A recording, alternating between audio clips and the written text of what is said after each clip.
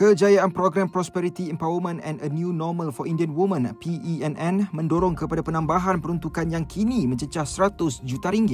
Timbalan Menteri Pembangunan Usahawan dan Koperasi Datuk Seri R. Ramanan yang mengumumkan tambahan peruntukan RM50 juta pada Selasa memaklumkan lebih 10,000 usahawan wanita India berjaya memanfaatkan program tersebut setakat ini. Beliau juga menyatakan keyakinan bahawa program seperti ini yang memberi manfaat kepada ribuan usahawan baru juga akan berterusan ekoran sokongan komuniti yang luar biasa. Siapa-siapa yang duduk di mana-mana tempat pun, kalau dia nak contoh batalkan program-program macam ni, saya ingat the lashback they will get from the community, harap dia boleh tahan lah.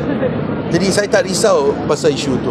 Perkara itu diumumkan beliau di hadapan lebih 1,000 sahabat usahawan wanita India Amanah Ikhtiar Malaysia atau AIM sempena Majlis Pelancaran PENN 2.0 yang diadakan di pekarangan Ibu Pejabat AIM di Bandar Seri Damansara. Menurutnya, usahawan yang sudah menerima pembiayaan PENN kebanyakannya berjaya meningkatkan pendapatan mereka antara 20 hingga 30% berbanding sebelumnya. Permohonan untuk PENN kini dibuka di semua 124 pejabat cawangan AIM di seluruh negara.